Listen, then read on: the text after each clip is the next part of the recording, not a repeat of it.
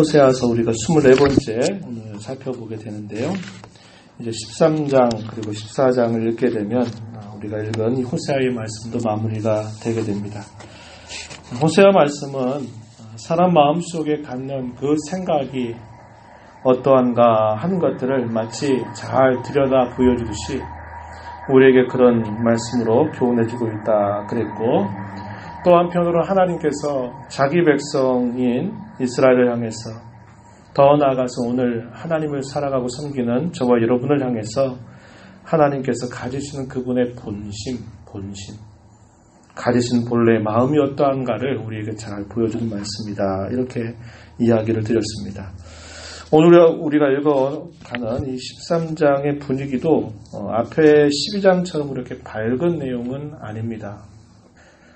여로보암 제2세가 다스리고 있던 때에 이스라엘 백성들이 누렸던 번영과 부가 그들에게 복이 된 것이 아니라 오히려 화가 되고 큰 위기가 되었다라는 것을 우리에게 보여주는 내용을 담고 있습니다.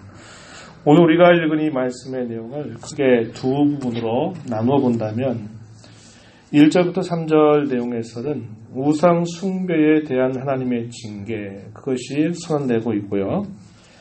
4절부터 8절 말씀에서는 구원하신 하나님에 대한 이스라엘 백성들의 배은망덕, 은혜를 망각하는 그들의 태도에 대해서 표현해 주고 있음을 우리가 보게 됩니다. 먼저 앞부분을 좀 살펴보면요. 우상 숭배에 대한 징계의 말씀이 1절부터 3절까지 주어지는데요. 하나님께서는 먼저 과거 에브라임 지파의 교만에 대해서 지적을 해주십니다. 그리고 그들의 우상 숭배에 관한 부분들을 그들에게 알려주고 있어요. 자, 1절 말씀에 먼저 보시면 에브라임이 말을 하면 사람들이 떨어도다. 그가 이스라엘 중에서 자기를 높였다. 이렇게 말합니다. 바알로 말미암아 범죄함으로 망하였다. 이렇게 표현했습니다. 우리가 앞에서 에브라임이라고 하는 말을 읽을 때는 이스라엘 나라를 별칭으로 하는 표현이다. 이렇게 우리가 살펴보았는데 여기에 있는 말씀을 잘 보세요. 1절 다시 한번 봐보세요. 에브라임이 말을 하면 사람들이 떨었고 그가 이스라엘 중에서 자기를 높였다. 이렇게 표현했습니다. 이스라엘 나라와 에브라임이라고 하는 이름이 서로 같은 표현이 아니라 구별돼서 표현되고 있는 걸 우리가 볼 수 있죠. 여기서 말하는 에브라임은 이스라엘의 12지파 가운데서 에브라임 지파를 뜻하는 말입니다. 그리고 여기 이스라엘은 북쪽 이스라엘 나라 전체를 표현하고 있는 그런 말이 되겠어요. 에브라임이 말을 하면 사람들이 떨었다. 이 말은 무슨 뜻이냐면 에브라임이 굉장히 높아진 지위를 가지고 있었다는 것을 말해주는 겁니다. 에브라임이 말을 하게 될 때 사람들이 떨었다는 말은 그의 말에 힘이 있었고 그의 말에 권유가 있었고 그의 말이 무시할 수 없는 그런 위치에 있었다는 것을 말해주는 겁니다. 그것은 에브라임 지파가 다른 지파들에 비하여서 대단히 높아진 그런 지위를 가지고 있었던 때를 이야기해 주는 거죠. 에브라임은 열매가 많다라고 하는 그런 뜻이었다고 말씀드렸죠. 그래서 이 에브라임 지파가 좋은 위치, 높아진 지위에 있었음을 말해 주는 겁니다. 그런데 그 높아진 지위가 결국 어떻게 되느냐? 그들로 하여금 교만에 빠지게 했고 또 우상 숭배에 빠지게 했다라고 알려주고 있습니다. 이스라엘 중에서 높였다라는 표현이 에브라임 지파가 자신들의 말에 힘이 있고 다른 지파들에 비해서 권위가 있다 하는 생각에 자신들이 교만한 마음을 품게 되었다고 하는 것입니다. 그리고 바알로 말미암아 범죄함으로 망하였다 이렇게 말합니다. 여기서 망하였다라는 말이 완전히 없어졌다라는 말이 아니라 그들의 교만했던 모든 죄에 대하여 하나님이 그들을 벌하셨다라고 하는 말로 이해하면 되는 표현입니다. 그래서 과거의 에브라임 지파가 교만하여서 결국 하나님 앞에 징계를 받았고 우상 숭배에 빠져서 결국 하나님께 벌을 받았다고 하는 사실들을 그들에게 알려주고 있는 것입니다.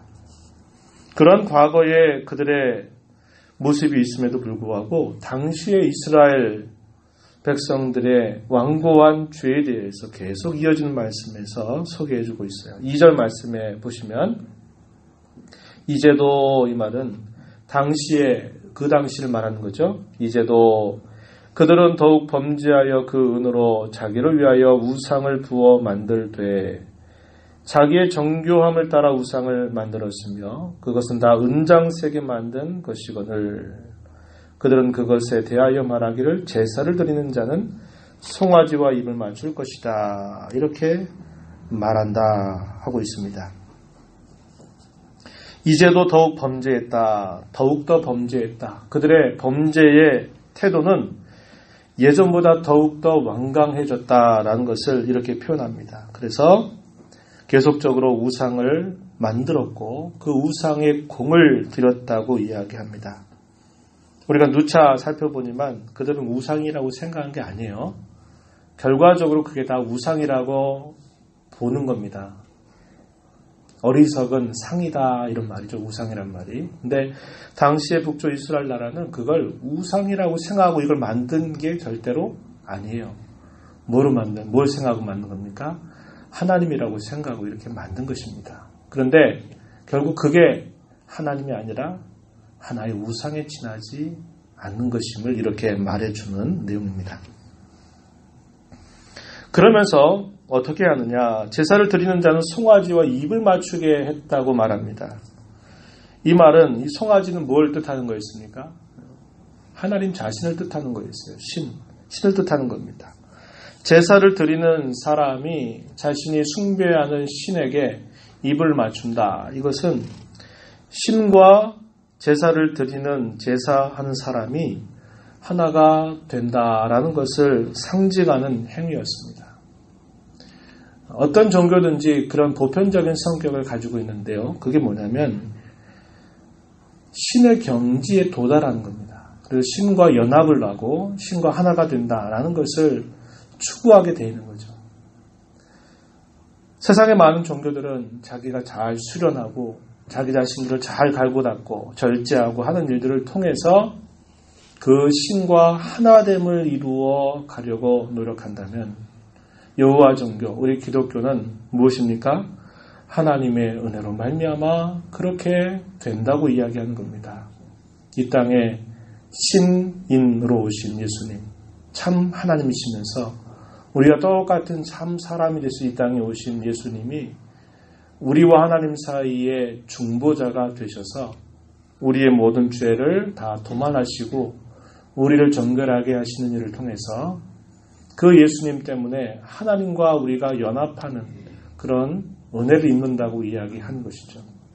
방법 자체가 다르다는 겁니다.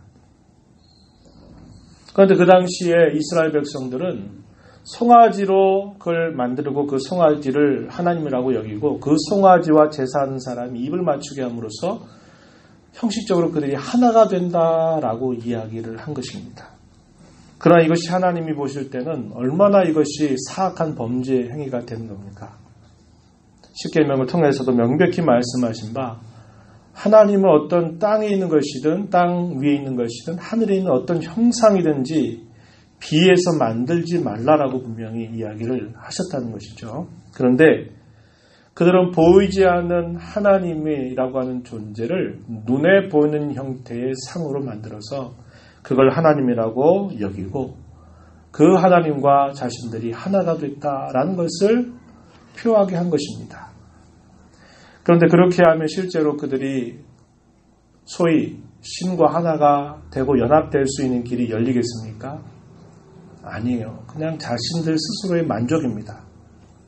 자신들이 제사를 드렸으니 그 제사를 하나님은 받으셨고 그 받으신 제사와 함께 그들은 무조건 이제 화해가 됐고 하나가 되었다라는 것을 보이는 행위를 통해서 이렇게 나타낸 것입니다. 오늘날 우리가 이 말씀을 이렇게 생각해 볼 수 있는 것이죠. 하나님 앞에 예배하는 시간에 나와서 하나님 앞에 예배하면 하나님과 나와 하나가 된다. 이 말이 반은 맞고 반은 틀린 말이 되는 거죠. 그렇죠? 우리가 하나님 앞에 믿음을 가지고서 하나님 앞에 온전한 마음으로 하나님 앞에 예배하는 중에 하나님과 하나가 될 수 있는 길은 분명히 우리에게 약속된 바입니다. 그러나 거기에 그저 우리의 모습만 나와서 예배 자리에 함께 있는 것만으로 하나님과 나는 하나가 됐고 내 모든 죄는 다 용서받은 것이고 하나님과 나와의 관계는 이제 다 회복됐다라고 말할 수는 없는 것입니다. 속일 수 없는 것이에요. 먼저 우리의 양심이 그것을 가르쳐주고 있는 거죠. 하나님 앞에 우리가 온전한 마음으로 하나님을 예배할 때 하나님 우리의 심령 속에 평안과 안식을 주시고 기쁨을 주셔요. 여러분 경험하신 바 있으시죠? 그러나 내가 하나님 앞에 예배 자리에 나와 있고 예배 순서에 참여한다 하더라도 내가 하나님 앞에 예배는 했다고 하고 그 자리에 앉아 있긴 하지만 예배를 마치고 나서 우리 마음속에 그런 참된 어떤 하늘의 기쁨과 만족과 평안 우리엠 속에 없다는 것, 그럴 때가 많다는 것 누가 압니까?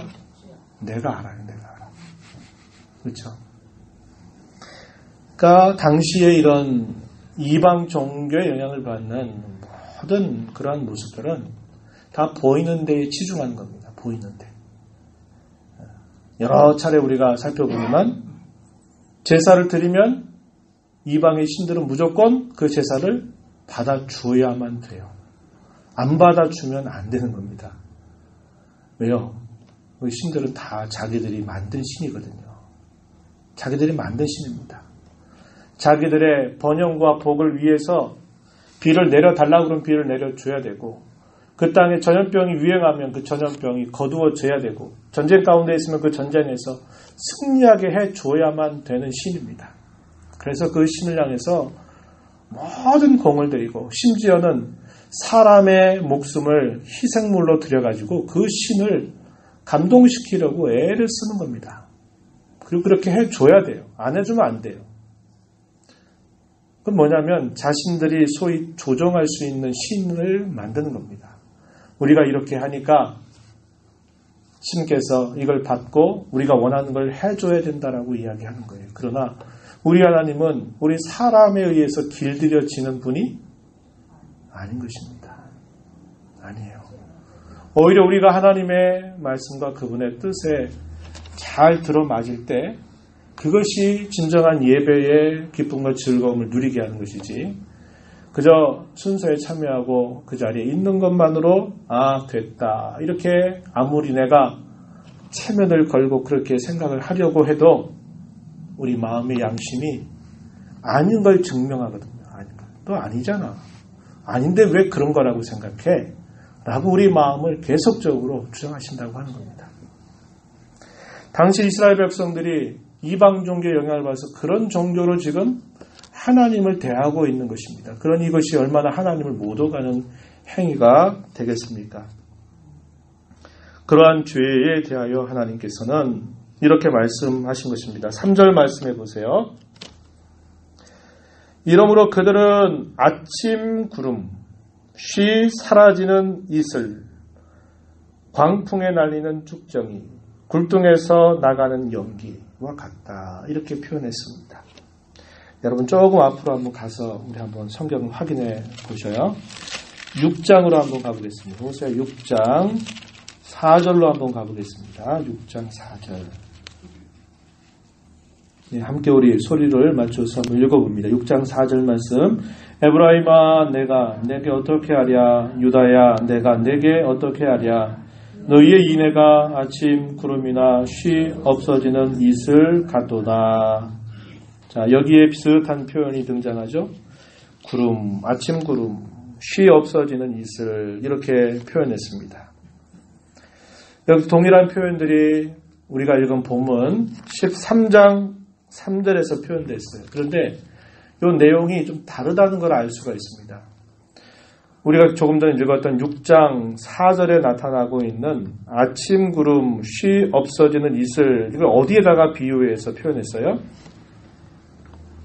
너희의 인애에 비유해서 표현했죠. 6장 4절에서는 너희의 인애가 뭡니까? 하나님을 대하는 그들의 사랑, 하나님을 향한 사랑, 그것을 너희의 인애라 이렇게 표현했습니다. 하나님을 사랑한다고 말하는 너희들의 모습이 뭐와 같다? 아침 구름과 같고 쉬 사라지는 이슬 같다 이렇게 표현했습니다. 여기서 똑같은 비유가 표현되고 있는 거죠. 아침 구름, 쉬 없어지는 이슬. 그런데 6장 4절에서는 하나님을 대하는 이스라엘 백성들의 태도를 여기에 비유를 했어요. 그건 뭐냐면 한결같지 않다는 겁니다. 꾸준하지 않다는 거예요. 하나님을 찾되 필요할 땐 찾다가 필요하지 않다고 여기면 찾는 게 아닌 겁니다. 하나님을 섬긴다고 말하지만 그것이 늘상 그런 태도가 아니라 순식간에 돌변하는 그런 태도와 같다는 겁니다. 아침에 구름, 아침에 잠시 떠있는 그 구름이 해가 뜨고 나면 그게 사라져버리듯이 너희가 나를 대하는 너희의 태도가 이러하다 이렇게 말씀을 하시는 거죠.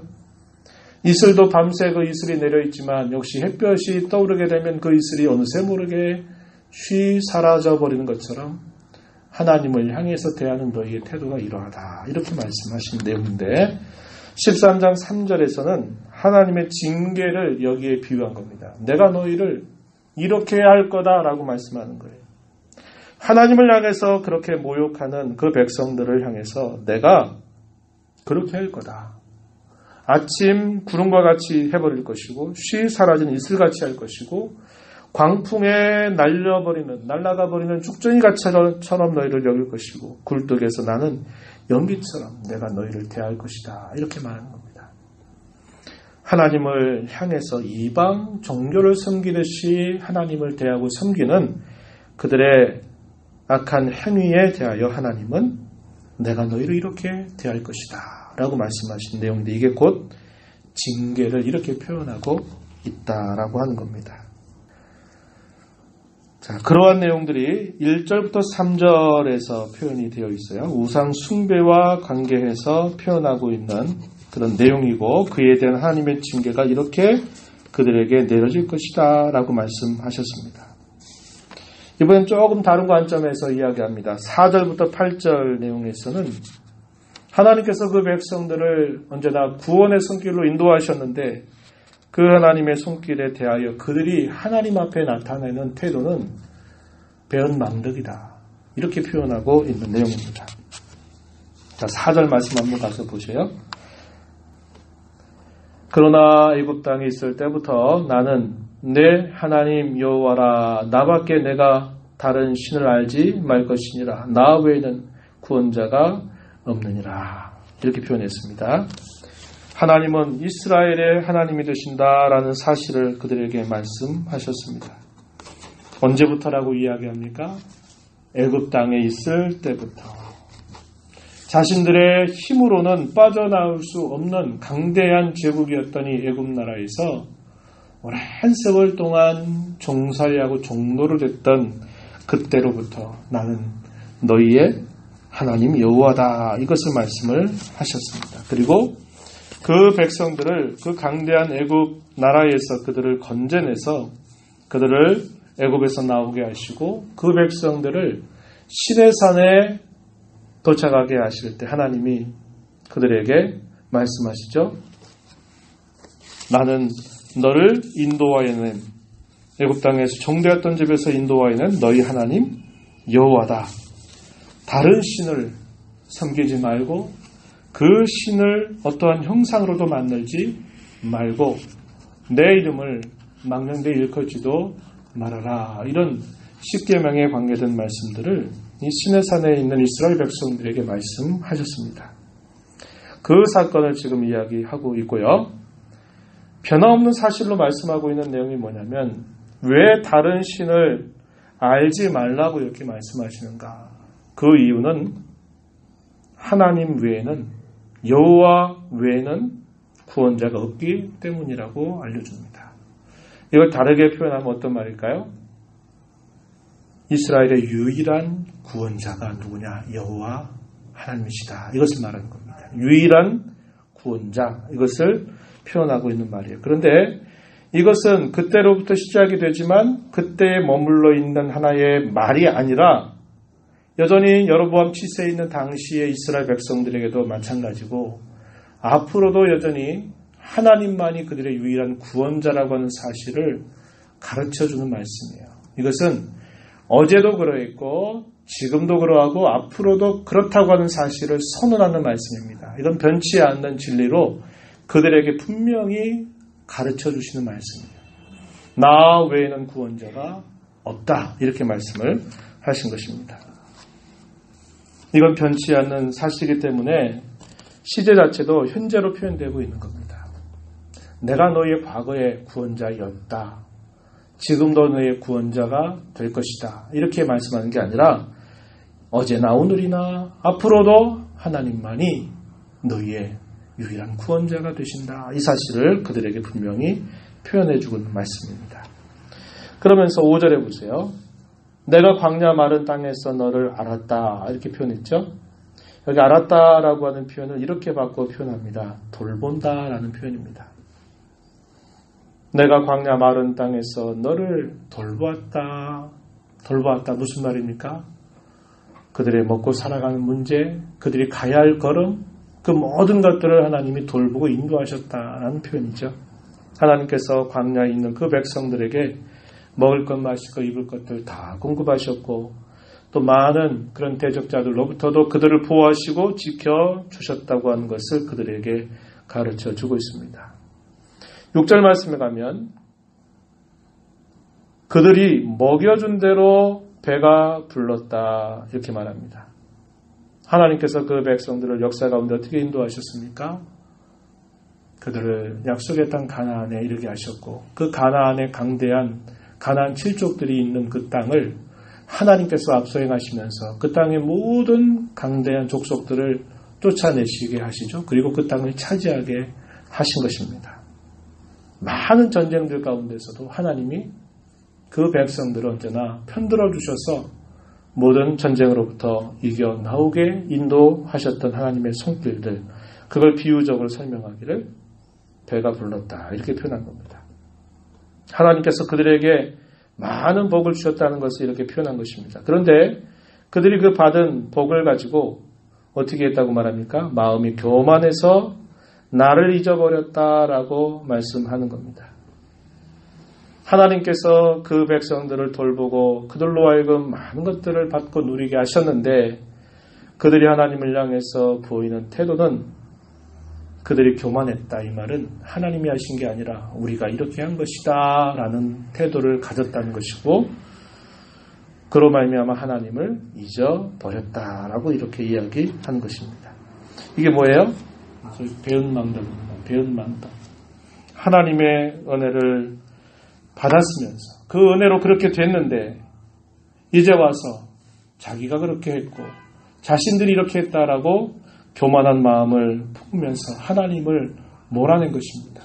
그러한 죄악상을 두고 이렇게 표현한 것입니다. 그런데 여러분, 이 말씀의 내용들은 일제기 모세를 통해서 하나님이 그 백성들에게 대단히 주의해야 된다라고 경계를 주셨던 말씀이었습니다. 여러분 한번 찾아보시죠. 자, 구약성경 신명기로 한번 가보겠습니다. 신명기 8장으로 한번 가볼게요. 신명기 8장 12절 말씀으로 한번 가보겠습니다. 자, 12절 말씀 275쪽 쳤는데요.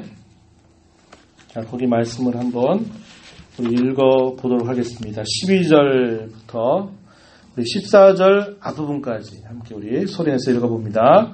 내가 먹어서 배부르고 아름다운 집을 짓고 거주하게 되며 또 내 소와 양이 번성하며 내 은금이 증식되며 내 소유가 다 풍족하게 될 때에 내 마음이 교만하여 내 하나님 여호와를 잊어버릴까 염려하노라. 여기까지 한번 보십시오.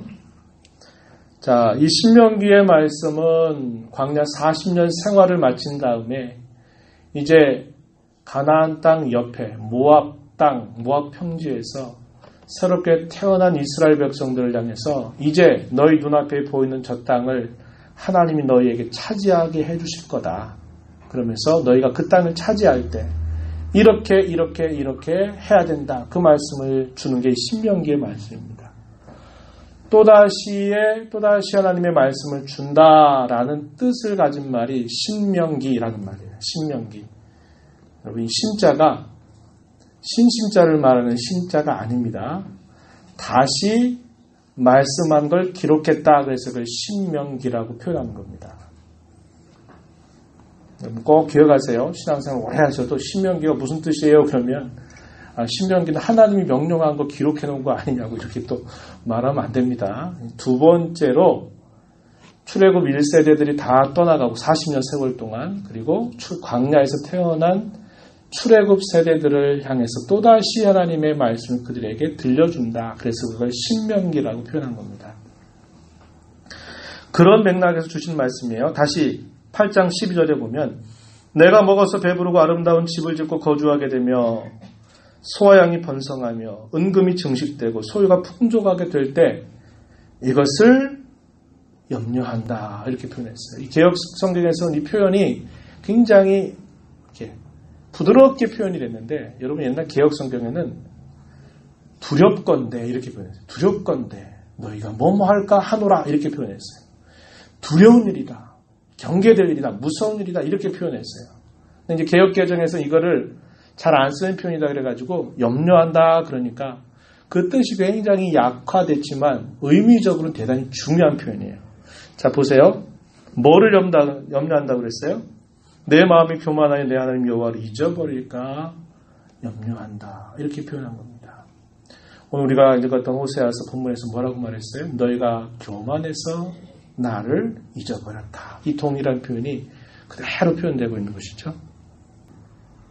그리고 조금 몇 절 더 뒤로 내려와서 보세요. 신명기 8장 17절, 18절 앞부분 말씀도 우리 함께 읽어보겠습니다.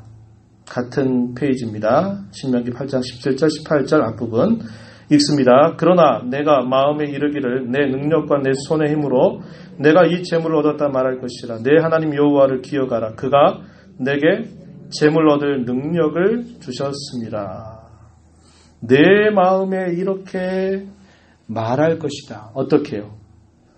내 능력과 내 손의 힘으로 내가 이 재물을 얻었다고 말할 것이다. 겉으로는 하나님이 하셨죠. 하나님이 도와주셨죠. 이렇게 말은 하지만 속생각은 내가 이렇게 한 거지. 자기의 공을 돌리려고 하는 그런 태도를 가지는 것을 말합니다. 뭐라고 말해요? 내 하나님 여호와를 기억해라. 내 하나님 여호와께서 너희에게 재물 얻을 능력을 주셨던 것을 꼭 기억하도록 해라. 이렇게 말할 겁니다. 네 손의 힘으로 네 손의 능력으로 한 것이 아니라 내가 너희에게 그렇게 할 수 있도록 내가 해준 것을 잊지 말아라. 이렇게 말씀을 하신 것인데, 배가 부르고 부를 얻게 되고 많은 걸 누리다 보니까 결국 하나님을 찾는 그들의 간절한 태도가 사라져버리고 뭐가 남은 거예요? 교만해져서 결국 하나님이 하신 일을 자기가 한 것으로 그것을 생각하면서 자기의 이름을 내세우고 자기의 영광을 내세우고 자기 상을 내세우려고 하는 그런 태도를 결국 갖게 되면서 그런 태도 자체가 곧 하나님을 멀리하는 태도와 똑같은 것이죠. 교만해서, 그래서 교만은 성경이 누누이 우리에게 경계해야 될 것으로 늘 이야기하는 겁니다. 교만은 패망의 선봉이고 넘어짐의 앞잡이다. 이렇게 말하는 겁니다. 교만 자체가 하나님을 잊고 있다고 하는 증거예요. 교만해진다는 것은 하나님이 은혜 줬다고 하는 것을 잊어버리고 내가 했다라고 생각하는 겁니다. 그게 교만이고 그러한 태도가 곧 하나님을 등지는 태도가 되고 있다는 거예요. 그래서 교만이라고 하는 게 무서운 죄가 되는 것을 우리는 기억해야 한다고 하는 것이죠. 그런데 이 백성들이 이렇게 경계했어요. 이렇게 되면 이 신명기에서 뭐라고 말하냐면 너희가 이렇게 된다면 너희가 그 아름다운 땅에서 있을지라도 그 땅에서 너희가 다 쫓겨나게 되고 말 것이다. 이러한 말씀을 주게 됩니다. 그래서 결국 북쪽 이스라엘 나라가 하나님 앞에 이렇게 하다가 결국 얼마의 시간이 지나지 않아서 아수르 나라에 의해서 그들이 처절하게 처참하게 유린을 당하고 포로로 끌려가는 그런 고통을 그들이 받게 되었다고 하는 것을 우리는 알고 있습니다. 어떤 사람에게는 번영과 부가 복이 될 수 있어요. 근데 우리는 어떤 생각합니까? 모든 사람에게 번영과 부는 다 복이다라고 이야기하고 너나 나나 할 것 없이 모두가 다 이것은 다 복되고 좋은 거다라고 생각해요. 이게 문제예요. 그러나 또 어떤 사람에게는 가난과 시련이 복일 수가 있습니다. 어떤 사람에게 번영과 부가 복이 될 수 있을까요? 하나님의 은혜를 바르게 깨닫는 사람. 하나님께서 내게 이러한 것을 주셨을 때는 그분의 기대가 있고 그분의 바람이 있고 그분의 소원이 있다고 하는 것을 살피면서 하나님 이거 어떻게 할까요? 하나님 이거 어떻게 하면 좋을까요? 어떻게 쓰면 하나님 이걸 하나님께서 원하시는 대로 사용할 수 있는 것일까요를 잘 분별하고 살펴볼 수 있는 사람에게는 번영과 부가 복일 수 있어요. 근데 이런 정도의 실력을 갖춘 사람은 많을까요? 적을까요? 네, 적어요. 근데 우리는 다짜고짜 너나 할 거 없이 다 이렇게 되면 다 이거 복이라고 이야기해요. 감당하지 못하는 사람에게 많은 걸 맡겨놓으면 그 사람이 결국 그것 때문에 망하게 되는 일들이 따라오게 되는 겁니다. 이런 것을 잘 살피고 감당할 수 없는 사람에게는 번영과 부가 복이 아니라 화가 되는 것이고요. 그들에게는 뭐가 오히려 복이 될까요? 좀 가난한 것, 좀 어려움이 있는 것, 이것이 복이 될 수 있어요. 왜냐하면 그것 때문에 하나님 바라보고 의지하기 때문에 그런 것입니다. 물론 저와 여러분이 이 후자가 되기보다는 앞에서 설명한 대로 우리가 이 땅에 사는 동안에 청직이라고 하는 것을 기억해서 내가 이 땅에 생명받아서 태어난 것부터 내가 인생을 살다가 인생을 마감하는 그날까지 모든 것이 다 하나님의 은혜로 주어진 것이고 그 은혜를 따라서 살아가는 것이고 그분이 내가 무엇인가를 주셨을 때에는 그분이 무엇인가를 기대하는 그분의 소원이 있고 바람이 있기 때문에 내가 주신 것이다 라고 하는 이런 청지기의 정신을 따라서 우리가 잘 사용할 수 있다면 참 좋겠어요. 그렇게 된다면 부와 번영이라고 하는 게 우리에게 정말 복된 것이 될 수 있어요. 왜? 이걸로 좋은 일, 하나님 기뻐하시는 일을 많이 할 수 있기 때문에 그런 것입니다. 그러나 당시 이스라엘 백성들은 이걸 감당할 수 있는 능력이 없었던 겁니다. 그것 때문에 하나님 앞에 교만한 마음을 가졌고 교만함으로써 결국 하나님을 잊어버리는 그런 악을 행했다고 하는 것이에요. 그들을 향해서 하나님 또다시 징계를 말씀하셔요. 그 징계가 뭡니까? 7절 8절입니다.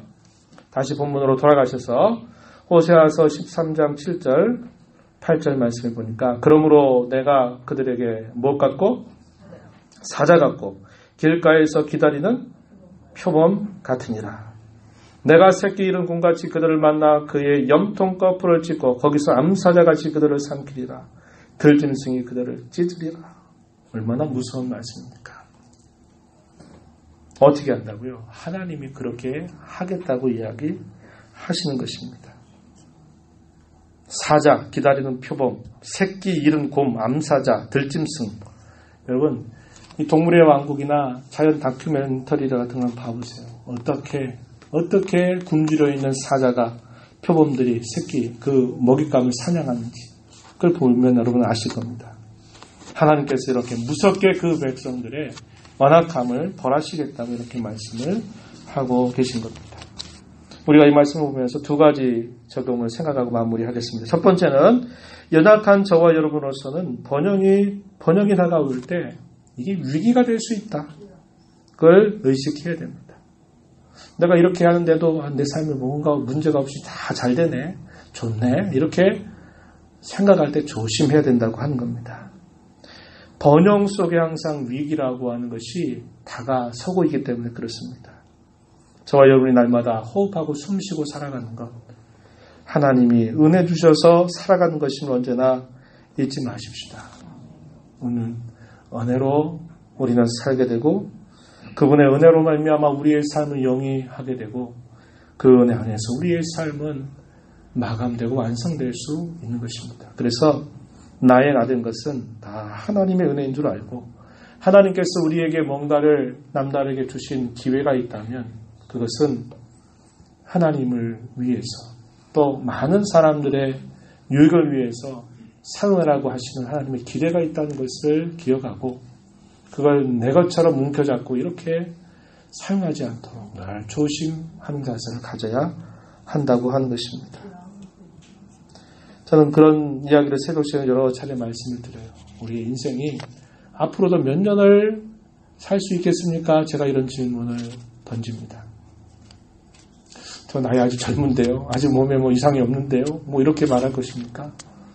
우리의 남은 날들이 얼마나 되는지는 아무도 몰라요. 우리의 기대와 우리의 소원과는 아무 상관이 없습니다. 언제 하나님이 우리를 그분의 면전에 서게 하실지 몰라요. 어제 우리가 찬양을 드리면서 그랬지만 내 인생의 끝날 나는 주님의 면전 앞에 서게 될 것이다. 이렇게 우리는 찬송하고 노래합니다. 그럴 때 하나님 앞에 내가 어떤 삶을 지금 살고 있는가를 끊임없이 돌아보는 자세를 가져야 되겠다 하는 것이고요. 두 번째는 그 이야기입니다. 하나님만이 예나 지금이나 앞으로도 언제나 항상 유일한 구원자임을 분명히 알자라고 하는 겁니다. 여기에는 두 가지의 면이 있어요. 하나님만이 유일한 구원자다. 과거에도 그랬고 지금도 그렇고 앞으로도 그렇다고 말씀하시는 이 말씀 속에는 두 가지의 의미가 있는데 하나는 뭐냐면 내가 어려움 가운데 처해졌을 때 혹은 많은 대적자들이 나를 넘어뜨리려고 할 때 하나님께서 거기로부터 나를 끄집어내서 건져주시는 것. 이걸 두고 이 건져줄 수 있는 유일한 분이 오직 하나님이시다라는 사실입니다. 이거는 우리가 이해하는 게 어렵지 않아요. 그죠? 이건 전혀 이해하는 데 어렵지 않습니다. 또 한 가지 면이 있는데 이건 조금 우리가 생각해 봐야 될 부분이에요. 그건 뭐냐면 반대의 경우입니다. 반대의 경우. 어떤 경우요?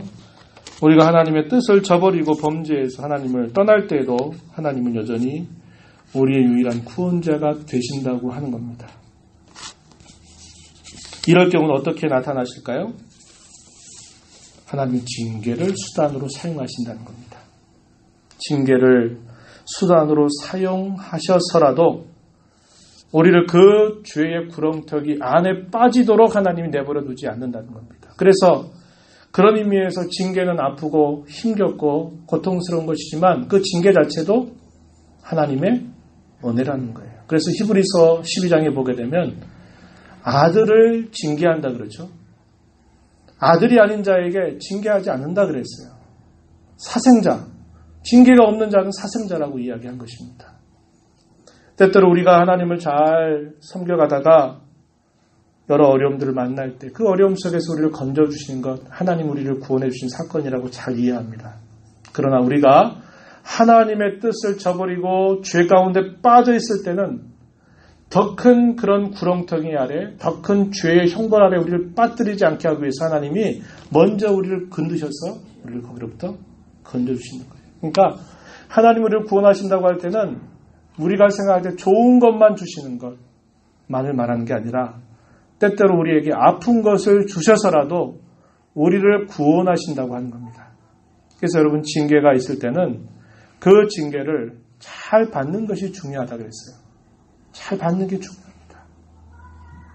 그 징계를 잘 받으면 그 죄의 무서운 형벌로부터 내가 건진받는다는 것을 알게 돼요. 그러나 이것이 싫다고 이것이 괴롭다고 이것을 그냥 무시하고 이것을 피하려고 한다면 거기서 하나님의 구원의 손길을 경험할 수가 없게 된다는 것을 우리는 알아야 돼요. 그래서 우리는 징계도 하나님의 구원의 하나의 수단이고 우리가 어려움 가운데 믿음으로 살려고 하는데 어려움을 만났을 때 대적자들이 우리를 삼키려고 했을 때 그 소나기에서 우리를 끄집어내시는 것도 당연히 구원의 수단이고 우리가 어려움 가운데 처하거나 아니면 우리가 하나님 앞에 범죄하였을 때 우리를 징계를 통해서 우리를 거기에서 끄집어내시는 것도 역시 하나님의 구원의 손길 안에 있다는 것을 우리는 배워야 된다고 하는 것입니다. 그 징계받을 때 어떻게 됩니까? 잘 감당하고 그걸 통해서 잘 깨닫고 온전하게 돌아서는 일들을 가져야만 거기로부터 진정한 회복이 시작된다는 것을 우리는 알게 되는 것입니다. 우리가 지난 여러 날 동안 역대하에 있는 말씀을 읽어보면서 오르나의 타작마다 하나님의 징계가 무섭게 임하는 그 현장이 오히려 은혜의 샘이 돼서 오고 오는 모든 하나님의 사람들에게 구원의 강물을 흘러나오게 하는 그런 샘이 돼서 그 은혜의 샘이 되게 했다고 그랬죠. 다윗이 하나님께 주시는 그런 징계를 잘 받고 감당하게 될 때 이런 놀라운 회복과 놀라운 구원의 역사가 일어났던 것처럼 우리에게 이런 징계와 아픔을 주실 때에는 그것을 피하지 않고 잘 감당하면서 온전한 회복을 이루어가는 저와 여러분이 되어야 하겠다고 하는 것입니다. 이런 하나님의 은혜가 우리 모두에게 있기를 진심으로 바랍니다.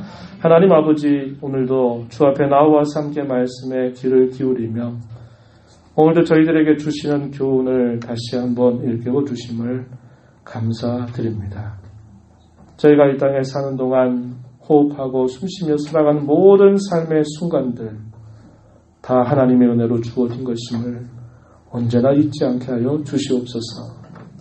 겉으로 말로는 하나님의 은혜라고 말하면서 우리 마음속에 여전히 교만해서 자기 상을 얻기를 바라고 알아주지 않는 것 때문에 괜히 시험 들고 낙심하고 좌절한 그런 태도가 아니라 모든 것이 하나님의 은혜인 줄 언제나 기억하는 삶이 되게 하시고 그 은혜에 배은망덕한 자세를 갖지 않도록 저희들의 마음을 세워 주시옵소서.